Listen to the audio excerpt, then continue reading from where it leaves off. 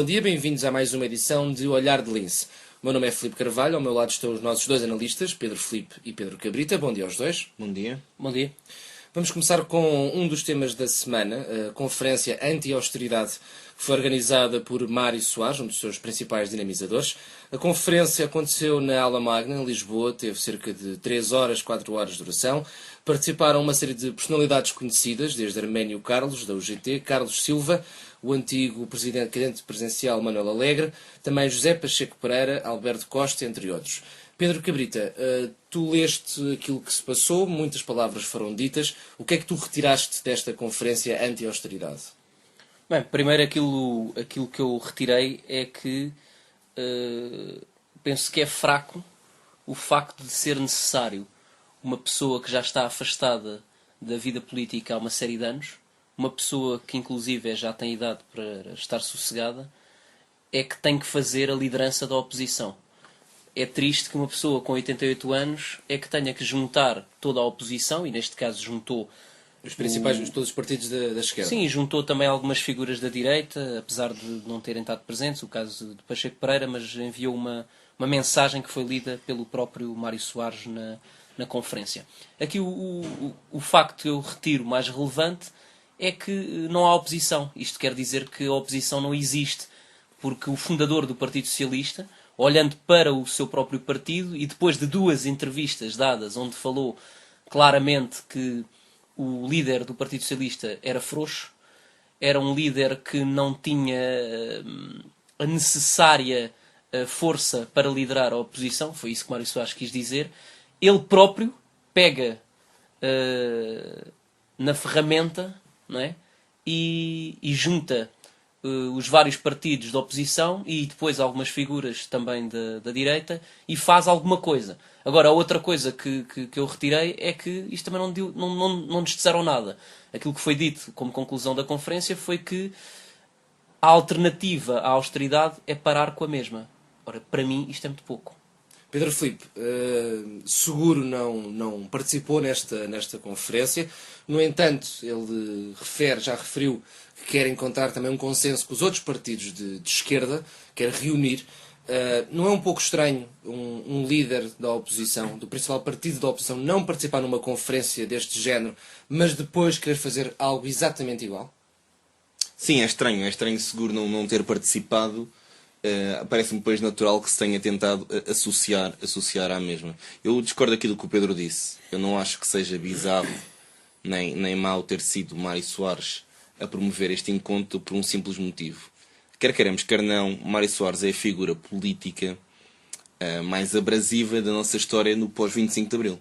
E por isso, se alguém tem uma capacidade de mobilização de vários setores e conhecimentos a esse nível e uma capacidade de reunir consensos, quer se goste, quer não, em Portugal, será sempre Mário Soares, pela figura histórica que é. Não acho isso. Pela histórica que se olhares para o passado, o Partido Comunista sempre teve imensos problemas com Mário Soares. Portanto, isso não é... Eu sei disso.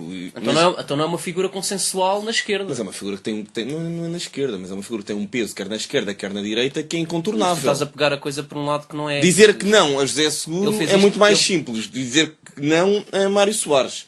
Para o que quer que seja. Mas é que o problema é que Mário Soares faz isso porque António José Seguro não faz. Mário Soares é uma figura que tem muitos atritos no PCP. É certo. Mas o PCP sempre teve ao lado de Mário Soares nas presidenciais. Pelo menos nas segundas voltas. Sempre estiveram lá e sempre votaram nele. Pronto.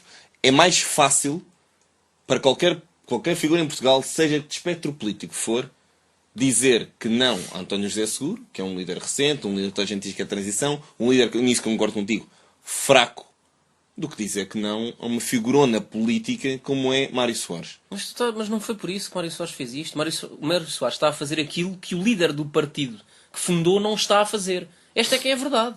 Depois, também há não está a fazer como complemento. Ele está a fazer isto como... O nome desta conferência é Frente Anti-Austeridade. Ele está a querer liderar algo, ele está a querer tentar reacender uma chama de oposição geral da esquerda e também de alguns elementos da direita, porque ele já percebeu que muito do Partido Social Democrata não se revê na linha de Passos Coelho, e ele está a liderar aquilo que deveria ser feito pelo Partido Socialista. Isso é que devia acontecer. E a verdade é que António José Seguro, e o Filipe referiu isso, Tentou associar-se. Ele não se tentou associar. Ele, a Tentou seguir fazer desta uma conferência, foi fazer a mesma coisa. Sim, foi tentou fazer convidar uma idêntica. todos os líderes dos partidos. Teve uma ideia original, meia hora depois do outro ter tido a ideia, É não uma é? coisa completamente ridícula, um atestado de estupidez que é passado ao líder Exatamente, do isto Partido Socialista. mostra a fraqueza do líder. E diga uma coisa, ambos concordam com aquilo que foi dito por Pacheco Pereira, que considerou que os portugueses são ratos de laboratório deste governo? Pedro Cabrita. Em termos ideológicos, sim, porque nunca antes um governo fez aquilo que este governo está a fazer sob a chancela de uma troika, sob a chancela de uma troika que é liderada e que os seus líderes já vieram várias vezes em entrevistas dizer que esta não é a receita, e o governo continua a querer que esta receita continue e continua a querer que ela seja ainda mais forte.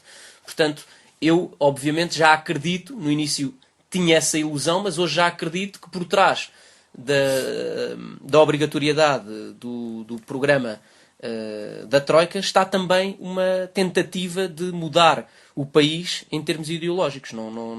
Neste momento já não encaro isso como uma situação irreal. Achas a mesma coisa, Pedro Filipe? Sim, claro que acho. Acho que a prova mais concreta, e nós já aqui referimos várias vezes que somos ratos de laboratório deste governo, é os constantes avanços e recuos que certas medidas sofrem.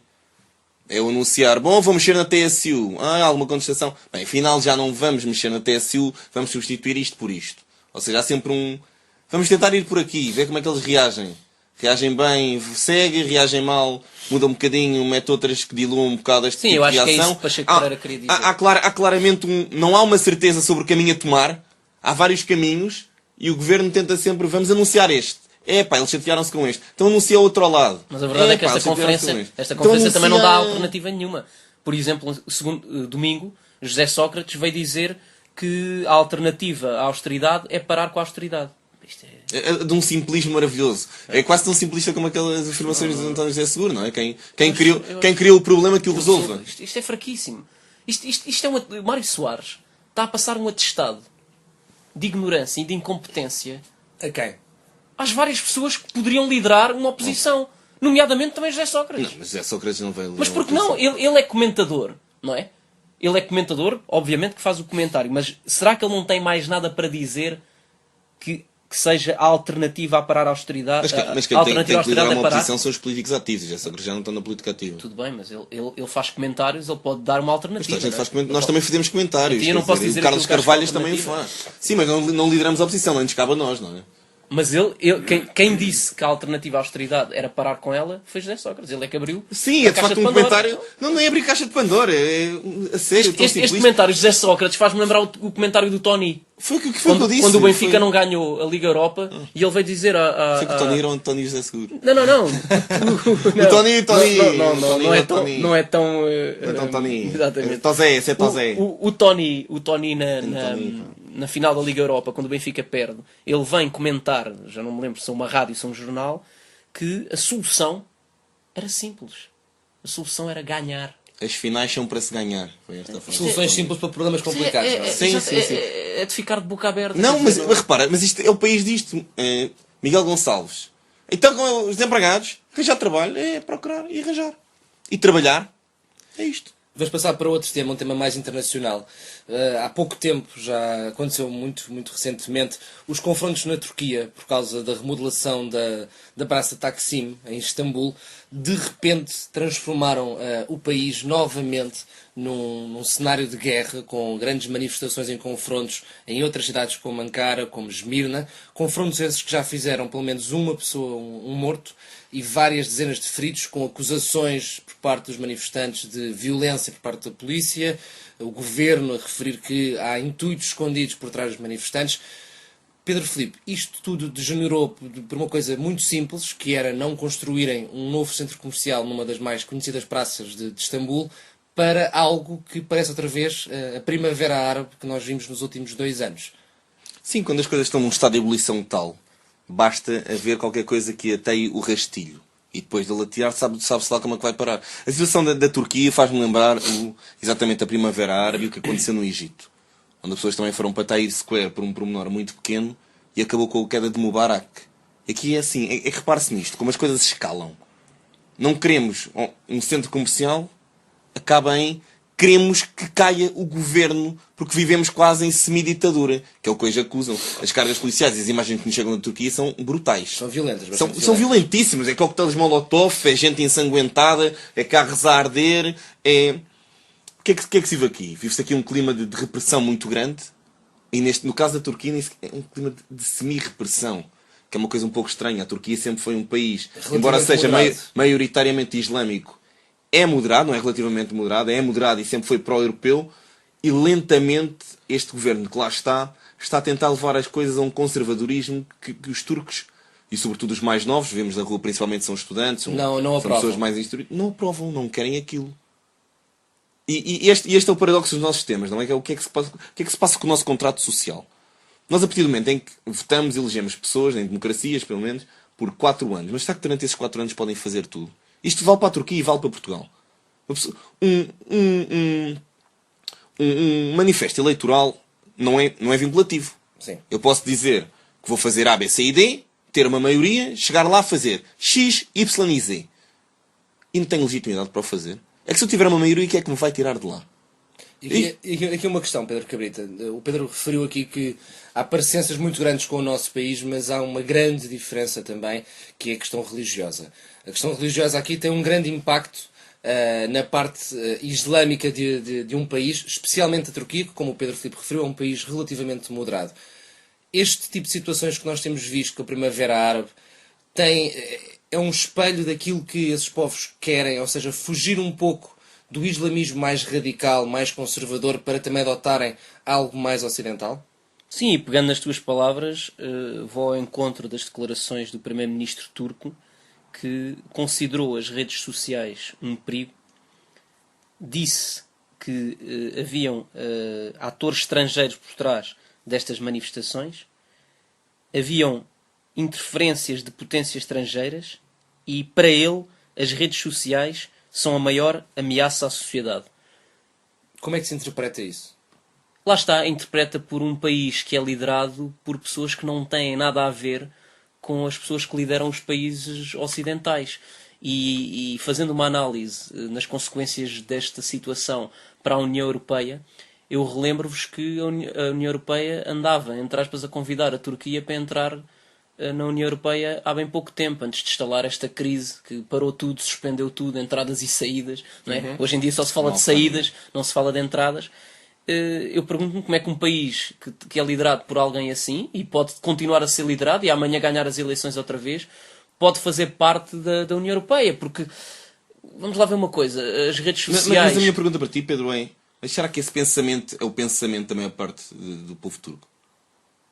É dúbio, porque aqueles que se manifestam, sim, mas depois há muita gente que não se manifesta e muita gente que alinha neste tipo de conservadorismo e neste tipo de lideranças. Tanto assim é que este Primeiro-Ministro já lá está há 10 anos, não é? Portanto, Mas só agora está a manifestar esta veia autoritária. Mas não é uma ditadura, não é? Eu sei que não é uma ditadura, eu estou a dizer, mas só agora que está a manifestar esta veia autoritária. Quando um político começa a pôr em causa redes sociais, que são no fundo uma forma de liberdade de expressão, não é? É cada um de nós a dizer e a postar aquilo que lhe parece melhor. Eu tentei ler as coisas de outra maneira, porque pelo que eu percebi do discurso do Primeiro-Ministro, ele não quis dizer, isto é fazendo de advogado do diabo, ele não quis dizer que as redes sociais eram más por si só. Ou seja, o que ele quis dizer, o que ele quis dizer era que há um perigo das redes sociais fazerem ebulir este tipo de situações. Mas espera lá, é como veículo, atenção. Mas só num sistema muito autoritário é que tu tens mesmo uma coisa dessas. Não te cabe na cabeça que venha o rei da Suécia dizer: ai meu Deus, as redes sociais são um perigo. Sabes porquê? Porque isto não cabe na cabeça da Suécia porquê? Tal como se calhar não cabe nem pela aqui em formação Portugal. E pela cultura das pessoas. Lá está. Porque neste tipo de países estes rastilhos são transformam-se facilmente Mas para com este tipo de país.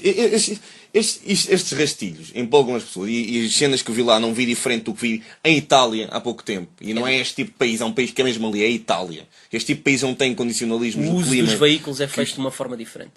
Porquê? Mas não há aqui uma questão interessante. Propagação de mensagem. Há aqui uma questão interessante. Porque no dia em que começaram as manifestações, por exemplo, a CNN internacional estava a passar imagens da manifestação, mas a CNN turca estava a dar um documentário sobre pinguins. Isto exatamente no mesmo dia em que estavam a ocorrer as manifestações. Portanto, Lá está, a manipulação de... logo, muitos dos de jovens informação. utilizam a internet porque é um sistema livre para poderem comunicar e passar essa informação. Agora, isto foi o que aconteceu na Turquia. Lá está, a na utilização é Tunísia. diferente neste tipo de Isto foi países. Não é diferente. Foi por uma coisa destas que caiu a asnar. Vocês já esqueceram? Exatamente. Foi por uma manifestação que não está a ser passada, onde a TVE está a dar sabe Deus o quê, que caiu a asnar. Tudo bem, mas Foi porque também tentou manipular a televisão pública para não dar um evento que claramente era a coisa principal que tinha que ser dada, tinha que ser noticiada. Um evento em Madrid. Sim, mas isso foi um caso pontual em Espanha. Nunca mais se ouviu falar desse tipo de casos em países da União Europeia. E isto acontece regularmente neste tipo de países. Não é? Mas deixa-me colocar aqui uma questão que me parece interessante, que é o seguinte. Nós temos visto isto a acontecer em países islâmicos desde há 2 anos para cá. Tunísia, Egito, outros países. Acham que isto vai continuar? E em que sentido? Ou seja, muitos dos países nós dizemos agora que são mais livres, mesmo assim nós sabemos se calhar que não são, não têm algumas liberdades, mas não têm assim tantas. Sim, o Egito continua na mesma. Exatamente, mas aqui a ideia que nós temos é que eles vão ser livres. É esse o intuito destas pessoas que se estão a manifestar? É isto que vocês acham que elas procuram? É a liberdade ou é algo mais? Não, acho que as pessoas que estão a manifestar claramente procuram a liberdade. Até porque é o que eu digo, as pessoas que estão a manifestar são fundamentalmente jovens, mas isso é normal. São, regra geral, eles que mais se manifestam. Jovens universitários, que também é normal, são, regra geral, eles que têm mais acesso à cultura, à informação e ao conhecimento, que se sentem mais asfixiados, e sobretudo porque estão mesmo aqui às portas da Europa, não é? Olham para o lado, estão às portas da Europa. A Turquia, por exemplo, não faz parte da União Europeia, mas no programa de Erasmus está. Exatamente. Eu Sim, conheci alunos de estudos na minha faculdade, eles estão asfixiados, eles vivem, estão a 2 passos da Europa Ocidental e veem que no seu país natal as coisas se processam de uma maneira muito diferente. E mais tarde ou mais cedo vai ter que implodir. Acho que isto é o ciclo natural das coisas. Eu concordo contigo, mas aquilo que eu ressalvo aqui é que a leitura que deve ser feita deste tipo de situações não pode ser a mesma que isso acontecesse num país como a Suécia. Porquê? Porque a cultura, a forma como agentes destes países tratam a liberdade e outro tipo de princípios fundamentais é diferente. Eles são muito mais fundamentalistas, não no mau sentido, mas são muito mais... acreditam muito mais noutro tipo de coisas que nos países ditos civilizados, nos países desenvolvidos da União Europeia, isso não acontece. E nós temos sempre de fazer esse tipo de leitura. Não é uma questão de tu estares a dizer que um quer a liberdade e outro não quer. Não é isso que está aqui em causa. O que eu te estou a tentar dizer é que a leitura deve ser feita de uma forma diferente, porque são coisas diferentes. Não há igualdade. Não podes dizer que um sueco tem a mesma forma de pensar que um turco. Um sueco também não tem a mesma forma de pensar como um português. Sim, quer dizer, são pessoas... O que tu estavas a dizer é que era a mesma coisa. Claro que queriam a mesma pessoas, coisa. Não. Quando pessoas veem os seus direitos, as suas liberdades, as suas garantias afetadas na forma mais básica e mais primária que há, mas isso está fora de questão. reagem da Óbvio. mesma maneira. O que eu estou a dizer é que a leitura não é a mesma. Os comportamentos de um e do outro não são iguais. É só isso. Então, não concordo. Esta semana o Minuto Livre vai da autoria, ou é da autoria, de Pedro Filipe. Bom, eu quero falar de um assunto a qual dei o nome de Herói ou Vilão. E é o seguinte: começou hoje o julgamento do soldado Bradley Manning, o soldado americano que passou documentos confidenciais dos Estados Unidos sobre as guerras no Iraque e no Afeganistão e que deram origem ao caso Wikileaks, aqui muito falado. O jovem incorre numa pena entre 25 anos e prisão perpétua. O soldado é o responsável pela entrega dos documentos que permitiram este escândalo, o Wikileaks, que já levaram à prisão de Julian Assange e ao seu exílio, depois de 2 processos judiciais com que toda a gente ficou com a ideia que foram claramente manipulados. E o que eu quero que pensemos hoje é nisto. Estamos constantemente a exigir que surjam heróis populares, que surja quem nos defenda, que surja alguém que nestes sistemas faça a diferença. De repente vemos um jovem soldado que se vê confrontado com documentos que atestam que o Exército, a CIA, as outras agências norte-americanas efetuam torturas, pagamentos ilegais, subornos, homicídios, violam todo o tipo de direitos de cidadãos, quer americanos, mas sobretudo estrangeiros, dentro e fora de portas. O soldado traz isto a público. Ficamos todos a saber. Estas situações cessam porque este homem teve a coragem de saber que contra as regras e contra as leis do seu país, e sabendo que teria que dar a cara, que seria descoberto e queria sofrer as duras sanções que está a sofrer por causa disto, mas teve a coragem de admitir, de trazer isto a público para que estas situações cessassem. Vai ser condenado entre 25 anos a prisão perpétua, sendo que neste momento está preso no Afeganistão numa cela que tem 1,80 m de largura por 2,3 m de altura. Nós nada fazemos. Os heróis que estamos sempre a pedir que apareçam, sempre que aparecem, pagam o sacrifício do seu heroísmo e nós não os defendemos. O que eu pergunto é, daqui a um ponto, quando precisarmos que eles surjam, quem é que vai aparecer? Quero agradecer-vos aos dois por mais uma conversa aqui no Olhar de Lince. Aos nossos ouvintes, muito obrigado pela vossa companhia. Se quiserem sugerir temas, podem fazê-lo através do e-mail olhardelince.fm@gmail.com. Também podem voltar a ouvir o programa na quinta-feira, ao final do dia. Da parte do Pedro Filipe, do Pedro Cabrita e da minha, Filipe Carvalho, tenham o resto de uma boa semana.